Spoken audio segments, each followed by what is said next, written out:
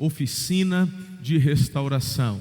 Você está vendo aqui uma lambreta que foi reformada. Eu não sei exatamente o ano dela, mas você já consegue perceber logo de cara que ela é bem antiga.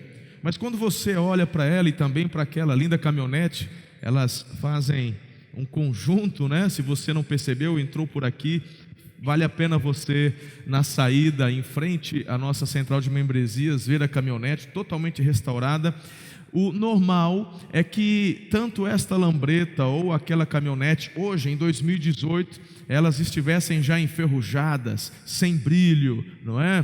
Perdidas em algum ferro velho ou em algum quintal por aí, mas de repente elas estão em destaque aqui nesse culto e vão ficar aqui algumas semanas. E na verdade há uma mensagem que você precisa aprender ao vê-las assim, bonitas, restauradas, é que elas só estão aqui justamente porque passaram por uma oficina de restauração.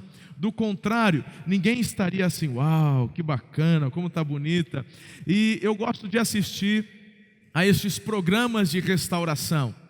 E pelo menos a maioria dos homens gosta de carro. Aí as irmãs, pastor, eu não sou muito chegada esse negócio de carro, restauração de moto, mas você gosta daqueles programas onde eles restauram ambientes, apartamentos, casas, é ou não é? O princípio é o mesmo, é você pegar algo que já está desgastado, algo que o tempo promoveu ou causou um desgaste, e você trazê-lo de volta, entre aspas, à sua glória, ao seu destaque. Minha esposa gosta de um programa que eu não sei o nome, mas são dois irmãos gêmeos americanos, um corretor de imóveis e o outro, ele é como se fosse um arquiteto, um decorador. Então a parceria é a seguinte: há um casal que quer vender a sua casa, e então o irmão que é corretor, ele vai vender, e o outro ele vai vender e ajudá-los a encontrarem um outro apartamento. E o outro irmão, ele então se encarrega de dar um tapa nessa casa que eles estão vendendo, que normalmente está velha, acabada, mas para conseguir um preço melhor, eles fazem uma pequena restauração. E eu assisti a alguns desses programas com a pastora. E depois que aquele irmão dá um tapa no ambiente, fala, gente, não precisa mudar, ficou bonito, né? Nem precisaria, porque ficou moderno, chique. E queridos, com a nossa vida não é diferente. Você e eu precisamos da oficina de restauração do céu. E é por isso que nas próximas 8 semanas, você aqui todos os domingos e as quartas-feiras nas células, vocês estarão passando por este processo de restauração. Nós vamos restaurar através da palavra de Deus, da oficina do céu, várias áreas da nossa vida. Nós vamos restaurar a esperança, a alegria, a paixão, a estima, os sonhos, os propósitos, o amor. E eu tenho certeza que quando terminarmos esta série de mensagens, vocês talvez alguns sentindo-se um pouco apagados, entristecidos, sairão daqui felizes, alegres, como se desfilando nestes carros assim restaurados, não é? Então hoje nós vamos começar com uma das bases mais importantes. Hoje nós iremos restaurar a fé. Diga, restauração da fé. E é por isso que nós vamos dedicar aqui em nossa oficina, você viu o pessoal preparando esse ambiente todo, nós vamos começar com a restauração da fé. Eu queria convidá-lo a orar comigo mais uma vez. Baixe a sua cabeça, feche os seus olhos e vamos então buscar o Senhor. Amado Espírito Santo, eu te agradeço por este domingo, por este fim de semana. Obrigado porque o Senhor marcou na agenda do céu proporcionar a nós este tempo de restauração. E aquele, Senhor, que aqui chegou abatido, triste, sairá renovado, transformado em todas estas semanas. Que o Senhor traga aos nossos corações apontamentos, restaurações, de forma a nos levar a vivermos a plenitude dos teus sonhos, propósitos, desejos para as nossas vidas, porque quando estamos no centro da tua vontade, de fato, querido Deus, nós somos felizes e realizados. Todas as barreiras caiam por terra agora em nome de Jesus. E quanto a mim, Senhor, que eu seja um canal, ó Deus, nas tuas mãos. Importa que o Senhor Jesus cresça, que eu diminua, é a minha oração que eu faço com fé, em nome de Jesus. E a igreja diz, amém. Antes de você abrir a sua Bíblia, você pode dar uma linda salva de palmas a Jesus mais uma vez, Ele merece. Aleluia, glória a Deus. Abra sua Bíblia no texto de Romanos capítulo 1, versículo 17, e no mesmo livro, só que depois no capítulo 5, versículos de 1 a 3. O primeiro versículo 17, ele é bem curtinho, você pode recitar comigo bem forte, bem bonito, vamos lá? O justo viverá pela fé. Só que você pode fazer melhor que isso, vamos lá. O justo viverá pela fé. E agora, versículos de 1 a 3 do capítulo 5. Apenas ouça. Tendo sido, pois, justificados pela fé, temos paz com Deus, por nosso Senhor Jesus Cristo, por meio de quem obtivemos acesso pela fé a esta graça, na qual agora estamos firmes e nos gloriamos na esperança da glória de Deus. Justificados pela... Então nessa manhã eu tenho duas perguntas para vocês.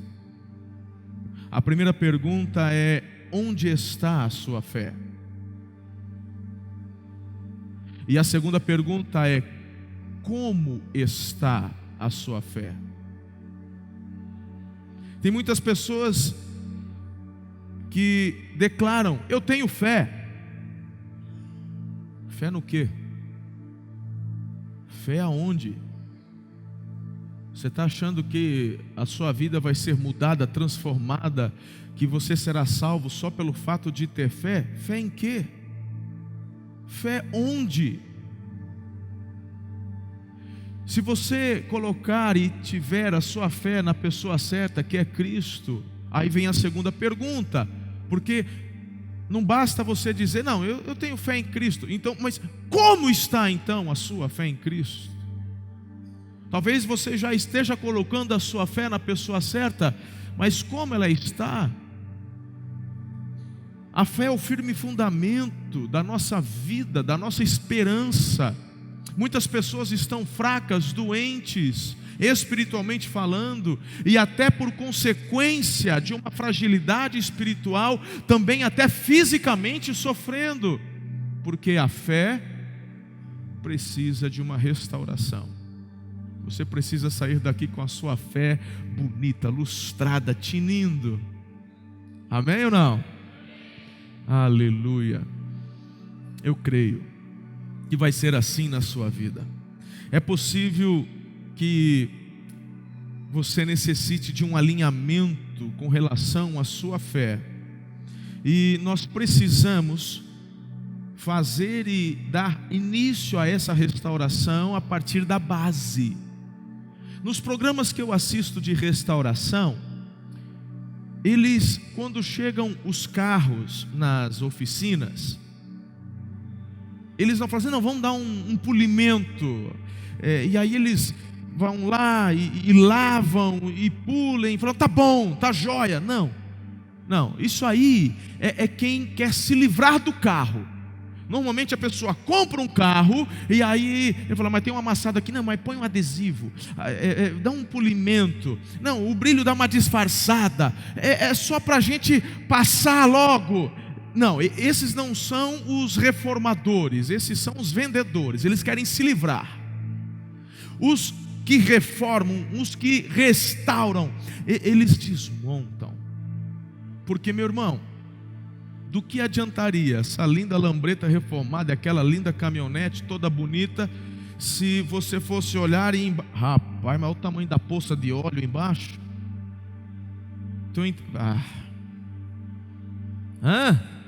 Ou então, uau, como é que deve ser o motor, aquela caminhonete, vamos dar uma acelerada. Não, lá não tem motor.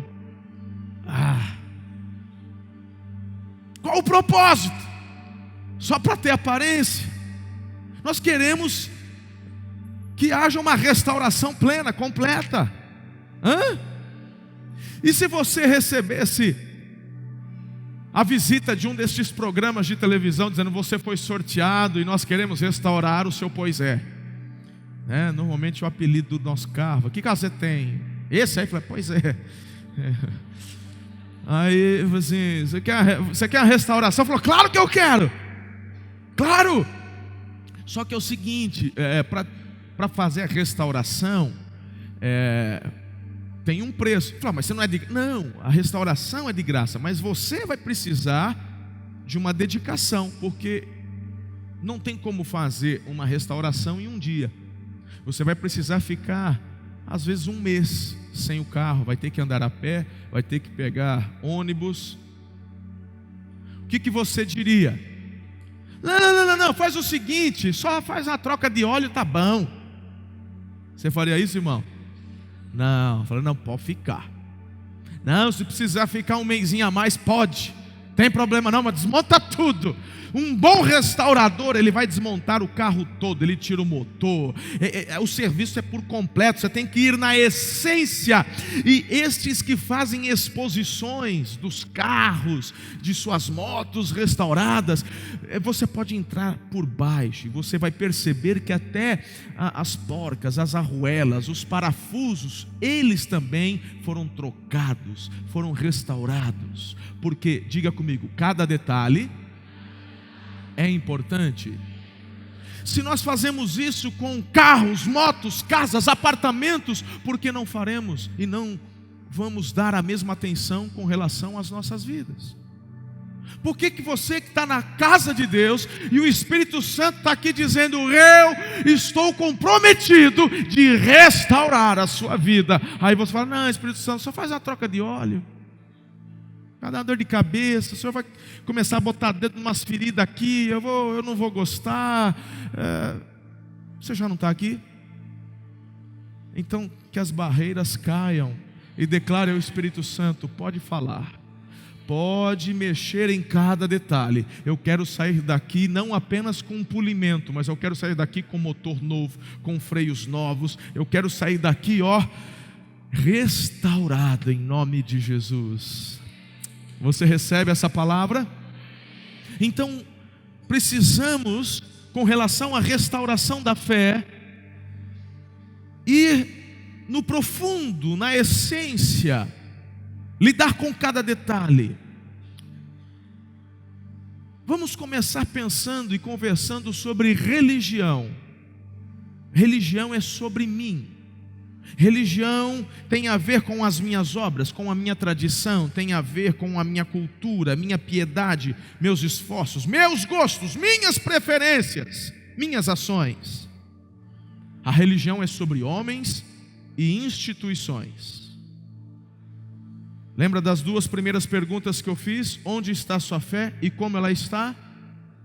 De repente você acha que está colocando a sua fé no lugar certo, mas ela está fundamentada na religião. E uma fé pautada na religião é uma fé frágil, que, meus irmãos, pode até dar um direcionamento aqui nessa vida, mas não te aponta o caminho para o céu.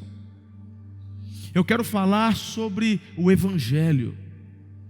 O Evangelho é o lugar certo onde você precisa colocar a sua fé, porque o Evangelho fala sobre Deus.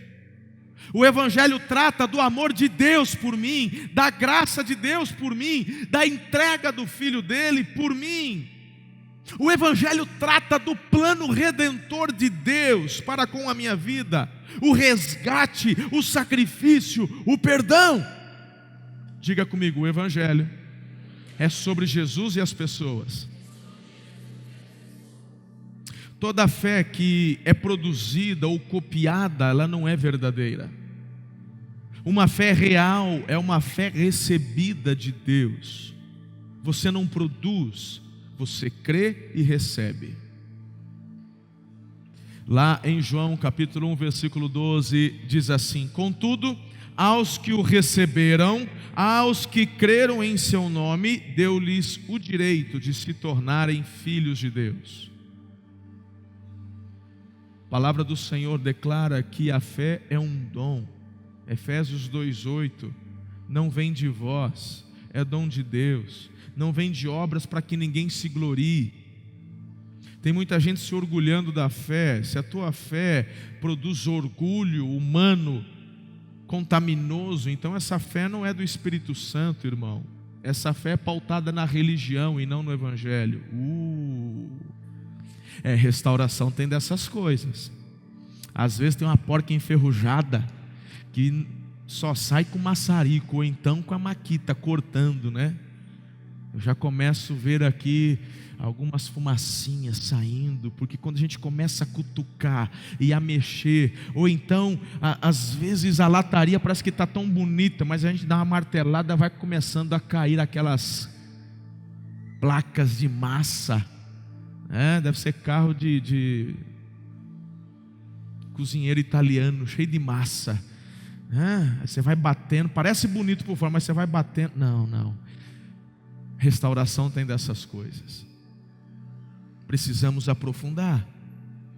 Todos que seguirem uma fé em Deus,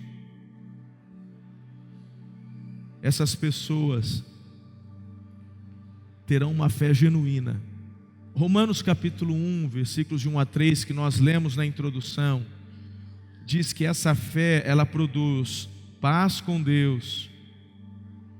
O texto diz que nós estaremos firmes e nós iremos nos gloriar não em nossas obras, mas nos gloriaremos na esperança da glória de Deus. É essa fé que você e eu precisamos ter, diga amém. Uma fé genuína, uma fé que, segundo Paulo, é uma fé que vai gerar paz, firmeza, glória, esperança, aleluia.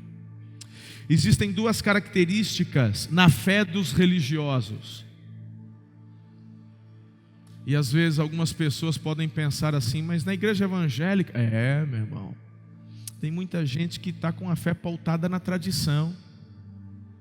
Tem muita gente que saiu dessa igreja porque, assim, essa igreja se desviou, porque talvez não canta mais os hinos que estavam acostumados, ou porque o culto está diferente, ou porque a cor está diferente, ou porque não está do jeito que eu estava acostumado. E por que eu estou dizendo isso? Porque daqui 5, 10, 15, 20 anos, se Jesus não tiver voltado, essa igreja vai estar muito diferente do que ela é hoje. E aí, se você tiver uma fé pautada na tradição, você será aqueles críticos: eu vou sair da igreja, não está mais como era antes. A igreja muda, o que não muda é o Evangelho. A igreja, ela está em constante transformação, porque ela é viva. Como que uma igreja não pode mudar? A língua portuguesa não é estática, é uma língua viva. Há 15 anos atrás não existia download, não existia upload, não existia tantas palavras que foram acrescentadas. A própria palavra piano não é da língua portuguesa, ela foi acrescentada. É uma linguagem viva. Se eu tivesse hoje aqui, meu irmão, sabe, com aqueles ternos, gravata, daqueles antigão. Tem gente que fala assim: pastor bom é aquele pastor que andava a cavalo. Anda você a cavalo então, durante a semana. Araçô, vai plantar batata, velho. Tem gente que pensa desse jeito. É uma fé pautada na tradição, na religião, e não no Evangelho. A igreja precisa mudar. Se daqui 5 anos nós estivermos iguaizinhos, tem alguma coisa errada comigo que sou pastor da igreja, tem alguma coisa errada com vocês que são a igreja. uma fé genuína, uma fé pautada em Deus, ela nos leva a estarmos num alinhamento com o céu e também vamos, como o apóstolo Paulo disse, vamos trabalhar, fazer de tudo para poder alcançar a todos. Quem entende e compreende essas coisas? Mas duas características dos orgulhosos, dos religiosos, é que normalmente eles são orgulhosos, vivem apontando os dedos para as pessoas. Esse tipo de fé te leva para a escassez. Esse tipo de fé te leva a um orgulho, e um orgulho que é pecaminoso. Foi exatamente por causa disso que Satanás foi expulso do céu, igreja. Normalmente, esses religiosos são amargurados, porque eles gostam, na verdade, de viver a vida dos outros. Mas eu sei que você não conhece gente assim, não é?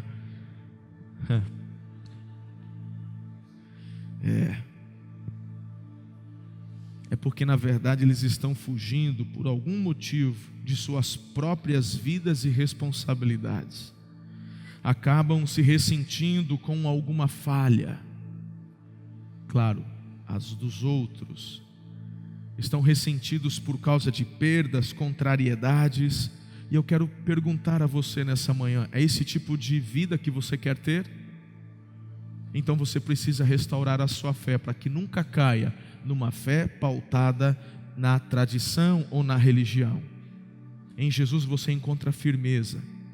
Na religião e nos sentimentos você encontra instabilidade e desilusão.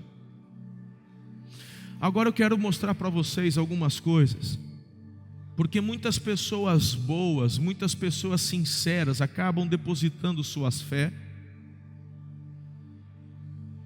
na base errada, como por exemplo em si mesmos.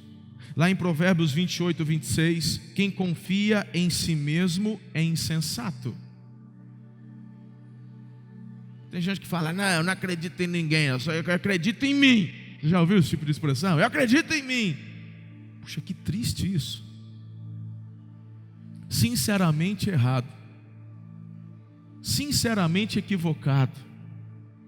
Tem gente que tem colocado a fé nos ídolos. 1 Coríntios 10, 14 diz: por isso, meus amados irmãos, fujam da idolatria. Fujam da idolatria. E o brasileiro ele tem fé. O brasileiro tem fé. Mas do que adianta ter fé na coisa errada? Tem gente que tem fé no futebol, gente. Tem gente que coloca a fé de ter alegria, firmeza no futebol. Tem gente que está deprimido porque o Brasil perdeu. Verdade. Tem gente que está deprimido porque o time dele não ganhou o campeonato. É porque a tua fé é pautada em algo que traz instabilidade, não firmeza. O Neymar está pouco se lixando para a tua dor, para o teu choro, filho. Tite vai continuar recebendo o salário dele. Eu vou te falar uma coisa: eu não tenho nada contra torcer pelo Brasil. É claro que eu queria que o Brasil ganhasse. Uau! Mas eu não fiquei empolgado, nem assisti jogo de Copa esse ano. Eu estou empolgado, sabe, na verdade, é com outubro. Eu estou empolgado, porque outubro, meus irmãos, nós vamos marcar um golaço. E a minha fé em Deus, a minha fé em Jesus, me leva a ter uma confiança de que a hora do Brasil está chegando. Eu não estava empolgado com Hexa, né? Hexa que estavam, né? Ai, que Hexa, irmão. Eu estou empolgado de marcar um golaço em outubro. E o meu papel, na verdade, por isso que eu fiz essa opção de não me envolver tanto com a questão de Copa, é porque eu tenho procurado, mesmo que um trabalho de formiguinha, mas gerar fé, expectativa através do Senhor, de que o nosso país pode se transformar num país excelente para se viver. E a solução não está na política, a solução está no Senhor, porque a fé no Senhor me traz firmeza. Você ouviu o testemunho hoje aqui do Felipe? Ontem, desde sexta-feira estamos num retiro, Homens de Honra, dos encontreiros que trabalham no Face a Face, mais de 200 homens, desde sexta-feira.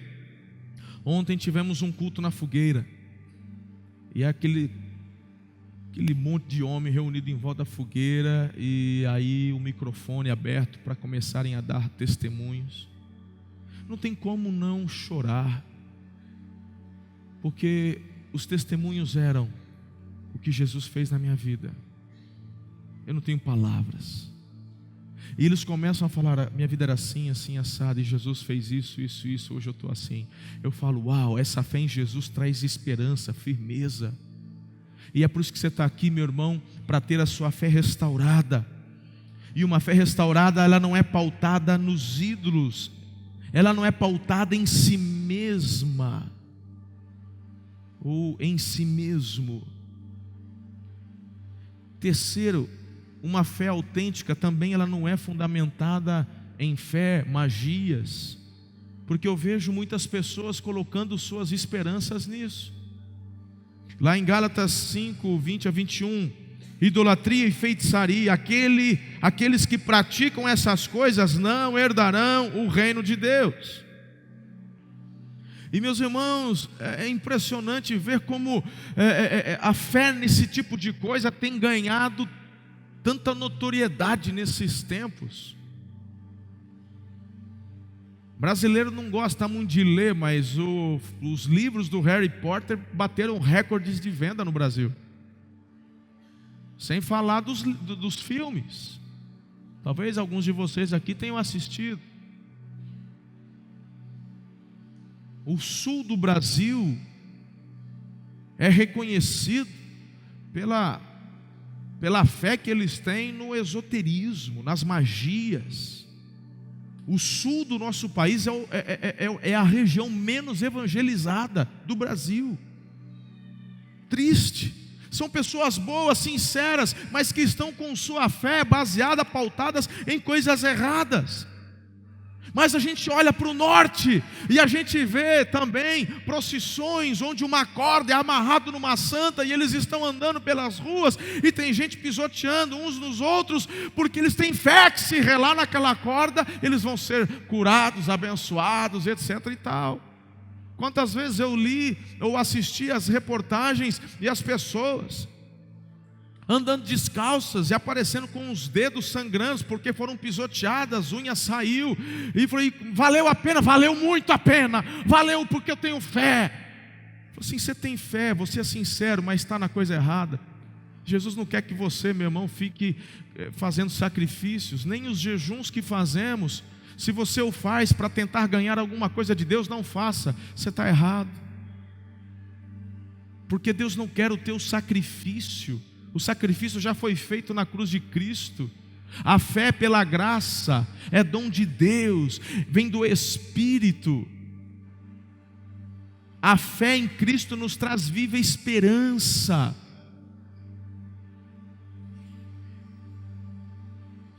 Tem gente que pega uma imagem do Santo Antônio, quer casar, acende vela para ele, põe bolo para ele, põe café para ele.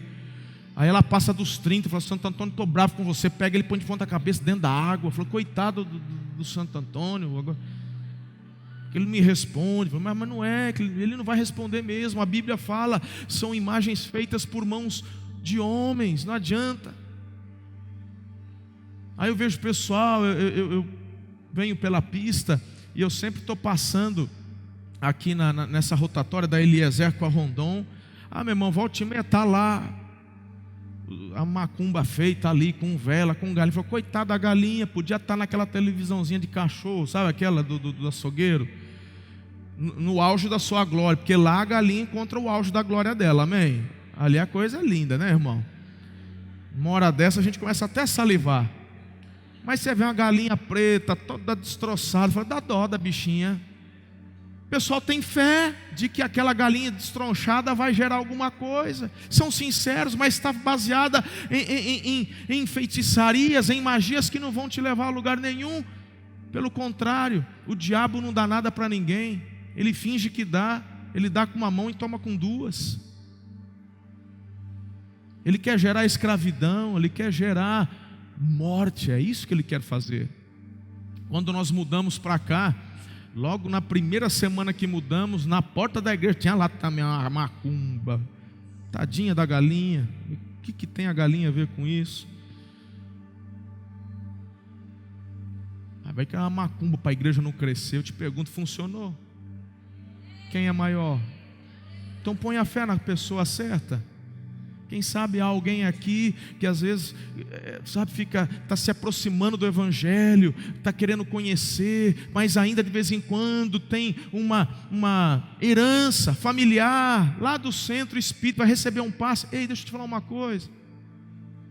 Porque eu sigo um santo. Meu santo é forte, hein? Santo por santo, que você não escolhe o que eu sigo também. E meu santo, assim, ele não é exclusivista não. Eu falei, é só do pastor. Não, ele está doidinho também para ser o seu santo. E o meu santo, põe teu santo para correr. Se o seu santo é desses aqui aí de fora. Faz um teste. O nome dele é Espírito Santo. Até o nome dele já... Faz um teste aí.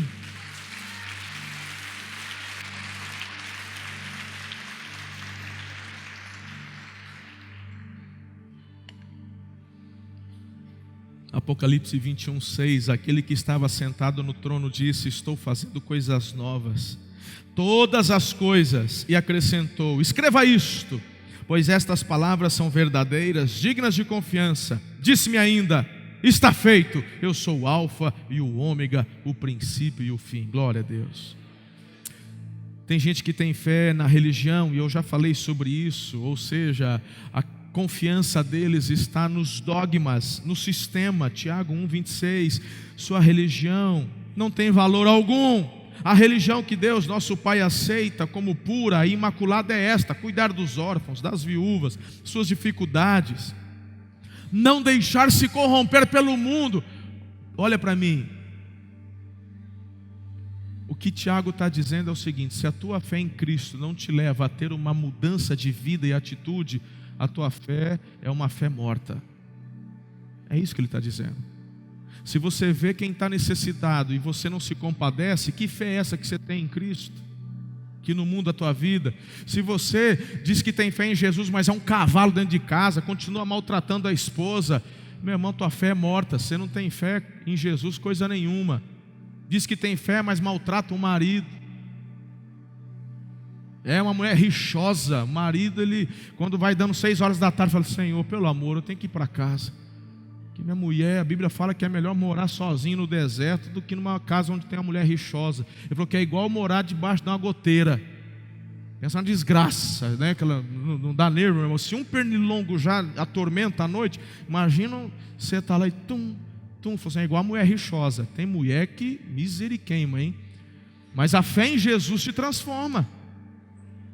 Aqui às vezes a tua fé está só na religião, está só na placa da igreja. Mas a fé em Cristo te transforma, te liberta. Tem gente que tem fé no mundo, está errado. Tem gente colocando a fé no hedonismo, no prazer, na aparência. São os adoradores de si mesmos. Você fazer um exercício, ir para a academia, emagrecer, está bonito, amém. Faça isso por saúde, mas a maioria das pessoas acabam mergulhando numa fé em si mesmas. Elas estão cultuando seus próprios corpos. E se não estiverem daquele jeito, ficam mal, depressivos. Tua fé está pautada nas coisas erradas. Quem está comigo até aqui? Então, meu irmão, agora que eu dei a introdução, vou começar a pregar. Aleluia. Isso aqui foi só a introdução. Porque se você quer ter a tua forma restaurada por completa, você precisa fazer algumas coisas. Eu tenho algumas dicas para vocês. Então a partir de agora preste atenção e comece aí a anotar. E é sobre isso que vocês também irão conversar nas células quarta-feira. Primeiro lugar, decida ter uma fé sólida no Senhor. Espero que já tenha convencido você que não vale a pena simplesmente dizer que tem fé, se a fé está pautada em algo errado. Fé sólida, fé que traz firmeza, é uma fé pautada, solidificada no Senhor. Romanos 14, versículos 2 e 3 diz: um crê que pode comer de tudo, já o outro, cuja fé é fraca, diga, fé fraca, come apenas alimentos vegetais. Aquele que come de tudo não deve desprezar o que não come. Aquele que não come de tudo não deve condenar aquele que come, pois Deus o aceitou.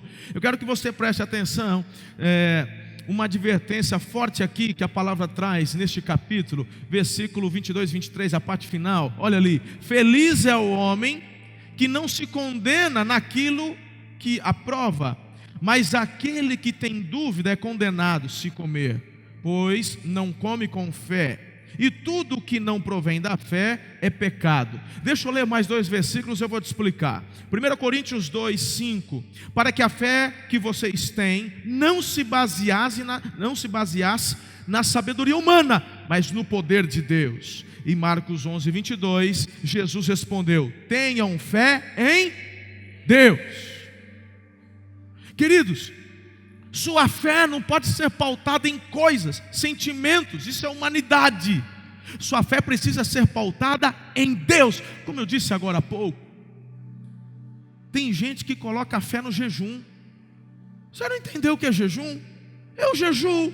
Essa igreja jejua pelo menos coletivamente uma vez por semestre, jejuns com períodos mais prolongados. Jejuamos 40 dias, segundo semestre teremos um jejum de 40 dias. A gente estipulou quarta-feira como um dia de jejum, onde nós jejuamos pelas células, para que haja conversão, cura, libertação nas células.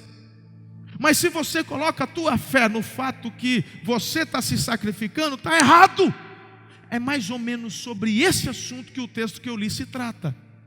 Se a tua fé está no fato de você, eu não como carne, que era uma discussão da igreja lá na época, você tem que trazer um contexto para poder entender. Não dá para trazer e aplicar literal no tempo de hoje. Era o que estava acontecendo. Paulo trata de um assunto que acontecia sobre uma discussão dentro da igreja. Era um criticando o outro, porque um comia carne e o outro não comia carne, e isso tem a ver também com sacrifícios, enfim. Coríntios também traz esse assunto. Num outro dia eu explico com mais calma para vocês os detalhes. Mas o importante é que às vezes dentro da igreja você está colocando e pautando a tua fé em práticas. Tem gente que acha que é mais santo porque ora 1 hora, 2 horas por dia. Meu irmão, você não entendeu nada. Você tem prazer de orar 1 ou 2 horas por dia por conta da tua fé em Cristo, e você está em comunhão com o teu melhor amigo, aleluia. Mas se você o faz achando que a fé de estar se dedicando àquele tempo, e por isso Deus vai te amar mais, a tua fé,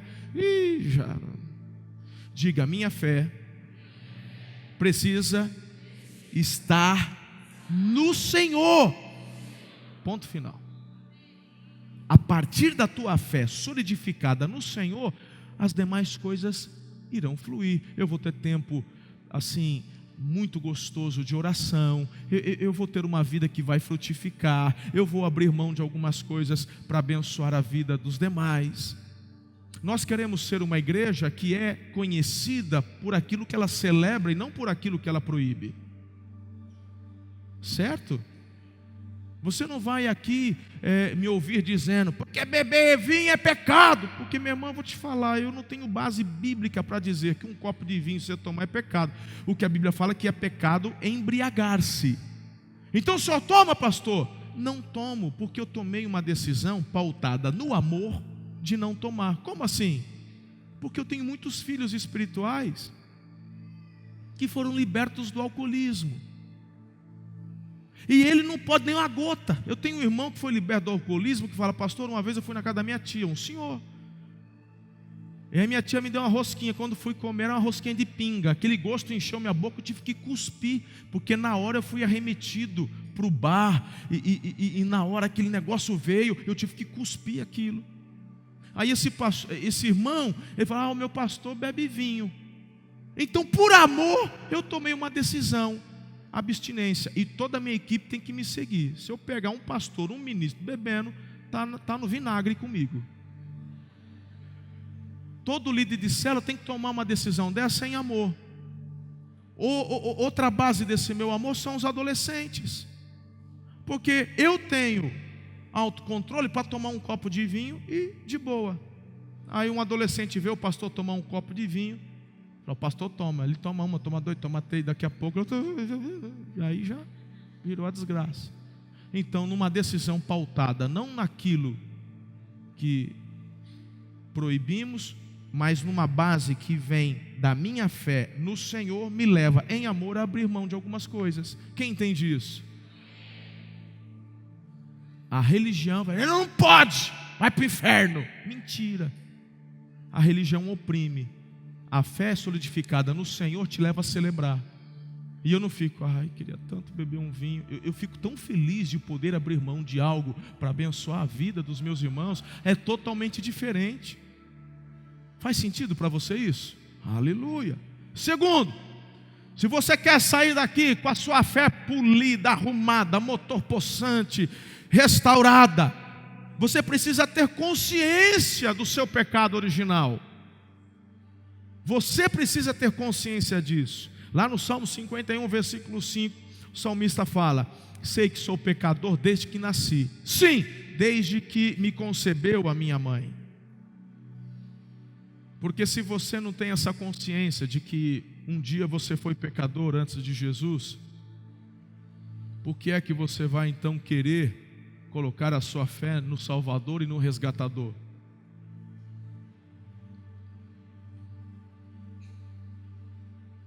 Tem gente que fala, não, perfeito ninguém é, pastor, mas eu também não sou uma pessoa ruim, eu não bebo, não fumo, nunca matei, nunca roubei. Já ouviu gente falando isso?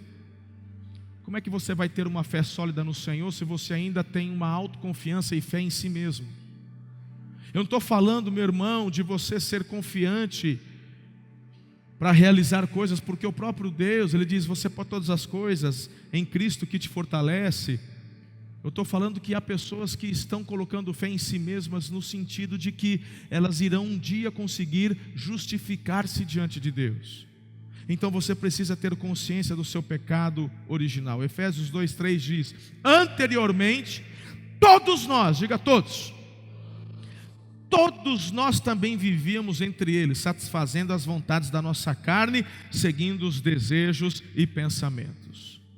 Então em Jesus, a fé no Senhor, quando você entende que sem Jesus você é um pecador, então isso te leva a colocar a fé pautada e solidificada na pessoa certa também. Entenda isso. Tem uma tendência às vezes dentro da igreja, quando eu falo igreja, num movimento aí geral, onde uma teologia liberal, né, pastor Wilson? Que o homem não é tão ruim assim não. Tem uma teologia aberta até dizendo que ninguém vai para o inferno, todo mundo vai para o céu. Não é bem assim. Deus sabe. Conversa para boi dormir, rapaz. Vamos ter que rasgar a Bíblia então e jogar fora textos como esse que eu acabei de ler para você. Então, se você quer ter uma fé autêntica, solidificada, entenda, sem Jesus nós já nascemos no pecado. E uma fé sólida, firme no Senhor nos leva a um arrependimento, a uma consciência real deste pecado original. Porque essa fé, essa convicção te leva a gerar o desejo da dependência dele. Faz sentido para você isso? Terceiro, se você quer restaurar a sua fé, você precisa ouvir e aplicar a palavra de Deus em seu coração. Você não é um espectador.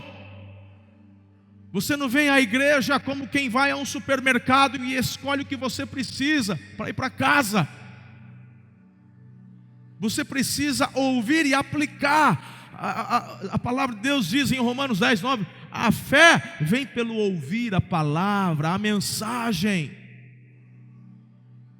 A fé vem pelo ouvir.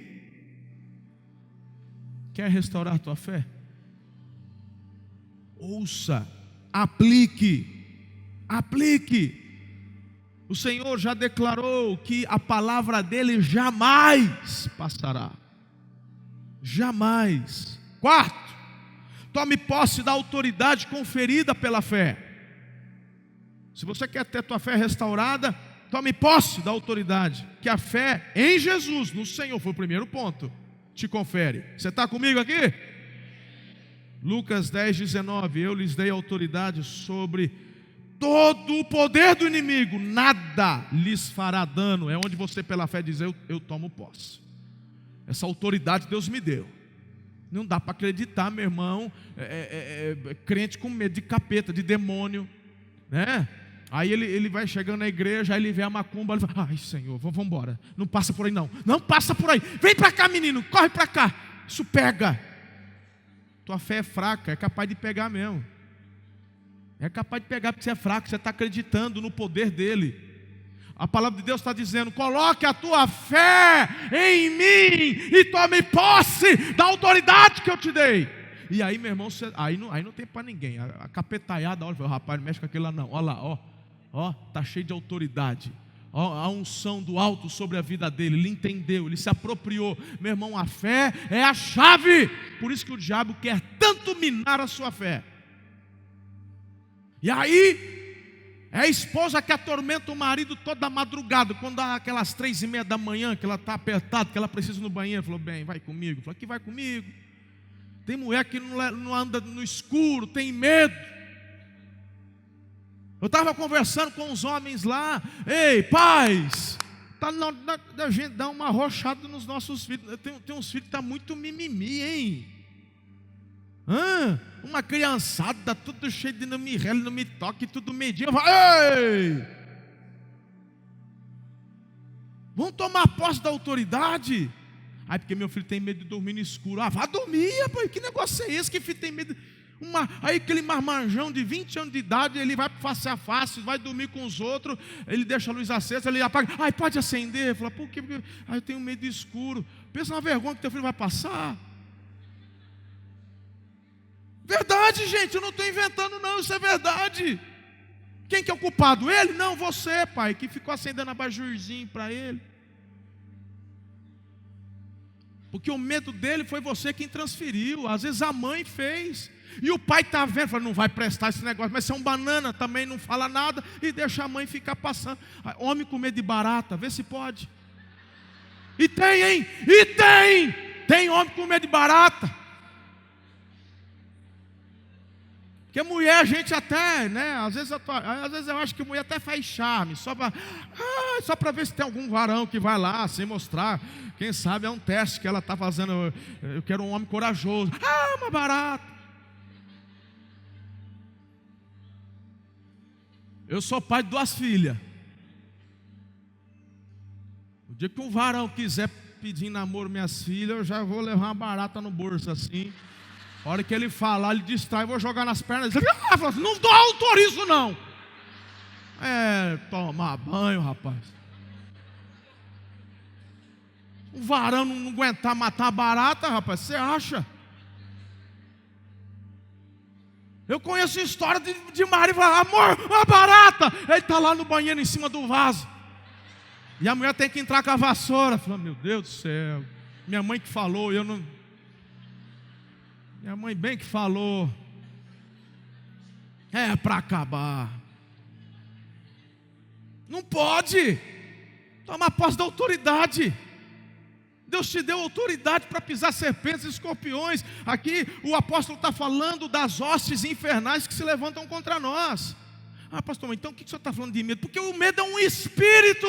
O Espírito Santo, a Bíblia diz que é um espírito de coragem, poder, amor, moderação. Então o medo que te prende é uma ação demoníaca para te parar, para te envergonhar.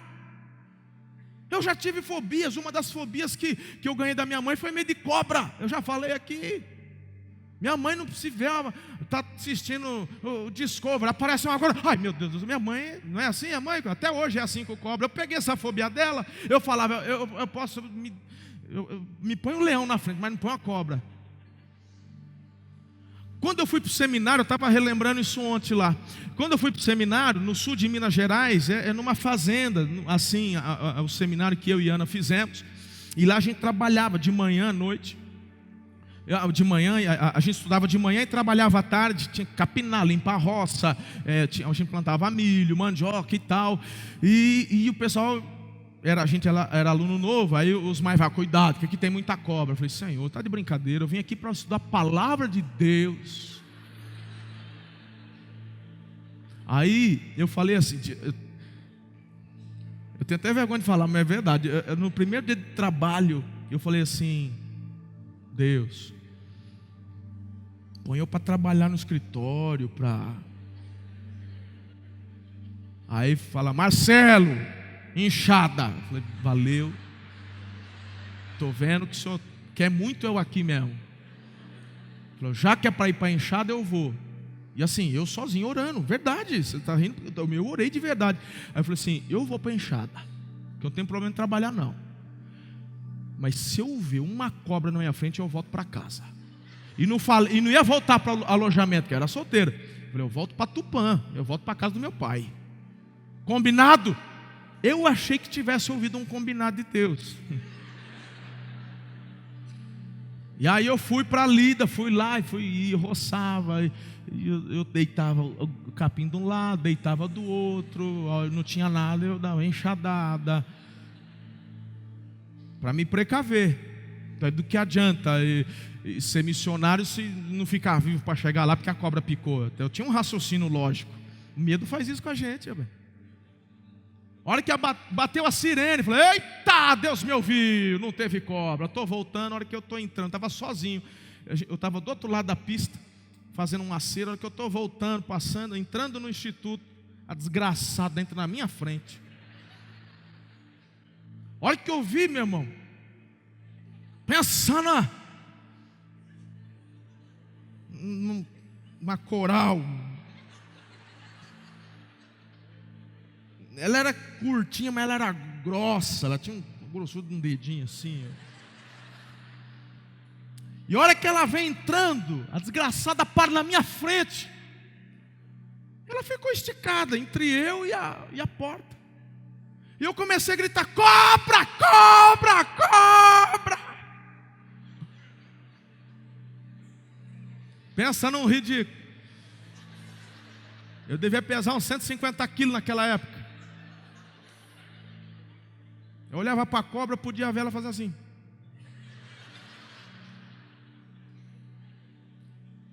Meu irmão, eu ouvi uma voz assim, o que você tem na mão? O que eu tenho na mão? Eu, cobra, cobra. E veio a voz de novo, o que você tem na mão? Eu tinha uma enxada e uma foice. A hora que eu percebi que eu estava gritando cobra e eu tinha uma enxada e uma foice na mão, meu irmão, eu me senti tão ridículo. Tão ridículo, mas foi uma vergonha. Sabe aquela vergonha que vem da sola do pé e chega até a ponta do cabelo? Eu falei, o que eu estou fazendo? Meu irmão, a hora que eu larguei a foice, peguei a enxada, que eu tinha um cabo mais longo. Tinha um irmão que estava cortando grama lá em cima, ele veio correndo. Quando ele chega, ele falou, cadê? Ele falou, tá aí. Essa hora eu já estava já. Cadê? Ele falou, tá aí, rapaz. Onde? Não sobrou nada, cara. Tinha uma manchinha vermelha assim no asfalto ali assim. Pode deixar que eu já cuidei disso daí.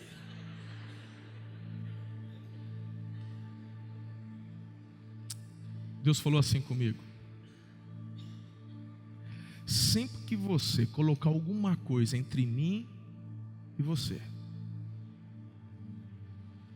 pode ter certeza que eu vou te levar para uma confrontação direta. Porque eu não vou permitir que nenhum medo pare você. Eu fiquei 3 anos ali naquele lugar. 3 anos. 3 anos. Era internato, eu morava lá. Eu só encontrei durante o trabalho a cobra no primeiro dia. No mesmo dia que eu disse, se houver eu vou embora. Mas naquele primeiro dia ele já tratou e eu não tenho medo. Eu fui curado, eu fui tratado, eu fui confrontado. Deus te ama demais para ficar passando a mão na tua cabeça e falar, tadinho, ele tem medo, vem aqui com o papaizinho, vem aqui. Isso a tua mãe fez com você. Ai, não fala assim com o meu príncipe, reizinho do universo. Vem cá, você não é orelhudo não, isso é bullying. Eu sou da época que se chamasse você de orelhudo, eu ia para casa e falava: rapaz, você é bem-aventurado, você escuta melhor que os outros. Hoje a mãe fala: ai, chamaram. Virou um trem. Ué, um é careca, o outro é não sei o quê, o outro tem olho torto. Meu irmão, todo mundo tem uma... Você tem que aprender a lidar com os seus medos. E a nossa fé na autoridade que o Senhor nos confere. Eu sou muito amado por Deus. Sou muito amado pelo Senhor. Você tinha que se olhar no espelho umas 2, 3 vezes no dia e falar assim: eita. Tem gente que tira os espelhos porque ai, sou feio demais. Se você não se acha bonito, você quer quem te acha? Tem que ter fé numa autoridade. Ele pagou um preço por mim. Ele me outorgou autoridade. Então confronte seus medos baseados na fé que a autoridade de Deus te confere.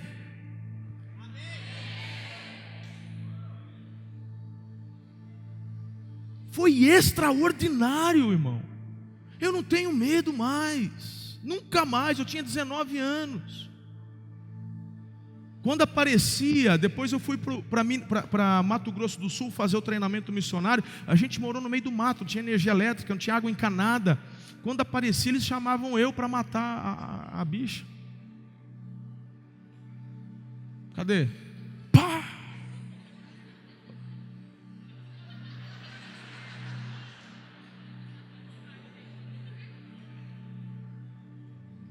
Tome posse da autoridade que o Senhor te conferiu, da autoridade. Quinto, se você quer ter tua fé restaurada, você precisa abandonar o espírito escravizante do medo. E eu não vou dialogar porque eu já emendei esses dois aqui. Estamos juntos? Anote aí Hebreus 2, 14 e 15, quem está anotando, tá bom? Porque o texto fala: Jesus, Ele também participou dessa condição humana para que por sua morte derrotasse aquele que tem o poder da morte, isto é, o diabo, e libertasse aqueles durante toda a vida que estiveram escravizados pelo medo da morte. Quem tem fé em Jesus não tem medo da morte. Você enfrenta. A gente passa pelo vale sabendo que o bom pastor está conosco. Tudo aquilo que vem do medo não vem de Deus. Robert Morris escreveu isso. Sexto, derrotar a sua religiosidade pessoal. Já li inclusive o texto de Tiago, não vou ler novamente. Quer ter tua fé restaurada, e você terá em nome de Jesus. Você está na oficina de restauração. Derrote a sua religiosidade pessoal. Palavra de Deus, o Evangelho não vem te trazer religião, vem te trazer relacionamento. Sétimo, você precisa crescer e deixar para trás a imaturidade pessoal.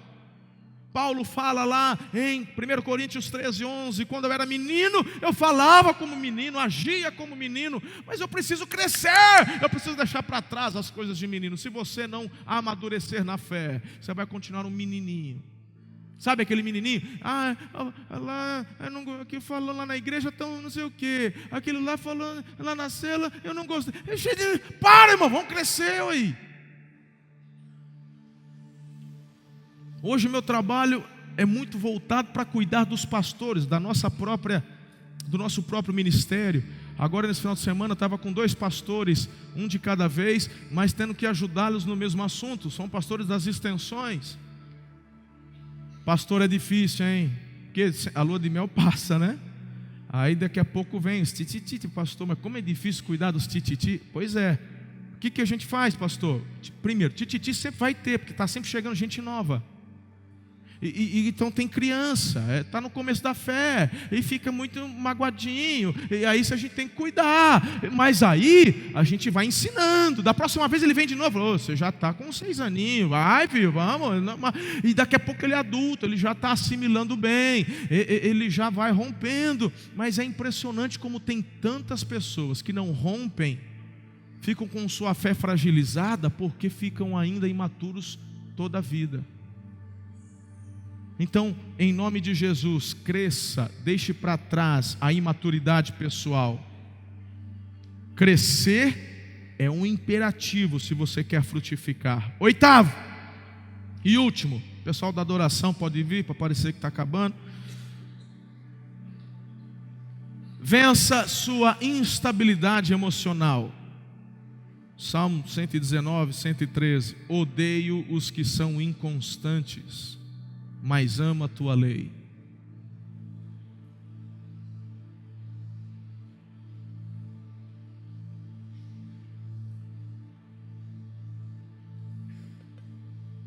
Me impressiona que você amanhã, segunda-feira, é feriado, mas vamos supor que não fosse, e acordasse amanhã com 10 graus e aquela chuvinha bem fininha. Aí você, o teu despertador toca às 6 da manhã, você acorda, 10 graus. Ai, que delícia. E aquela chuvinha. Aí você: não vou trabalhar, vou ficar aqui. Aí você mesmo diz: eu queria, mas se meu patrão não vai gostar, eu vou. Aí você vai, porque mesmo querendo ficar, você tem um compromisso.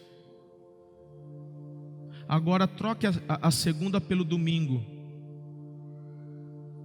Aí é domingo, 9 horas da manhã, teu despertador toca às 8, 10 graus, a chuvinha. Aí fala: eu vou ouvir pela internet. Deus entende. Você é um instável. Você não está afim de pagar o preço. Eu não vou na célula porque também já é demais, né? É domingo, é quarta na célula. É tanta coisa. É que você não entendeu. A tua fé precisa de restauração. Você precisa vencer uma instabilidade emocional. A nossa fé solidificada no Senhor nos leva à ação, a agir. Se na segunda-feira eu vou trabalhar porque eu preciso, independente do que for, os meus compromissos com o Senhor, primeiro porque eu vou para adorá-lo. Eu vou me reunir com os meus irmãos para adorar coletivamente o meu Deus. Segundo, preciso de apontamentos que Ele tem para a minha vida, para que eu coloque em prática, para romper, crescer, porque eu sou um influenciador sobre aqueles que estão ao meu redor.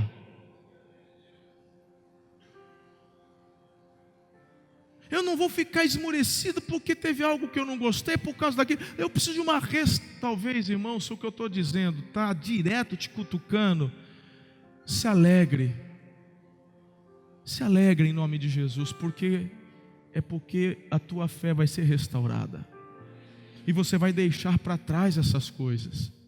Vai deixar a instabilidade para trás em nome de Jesus.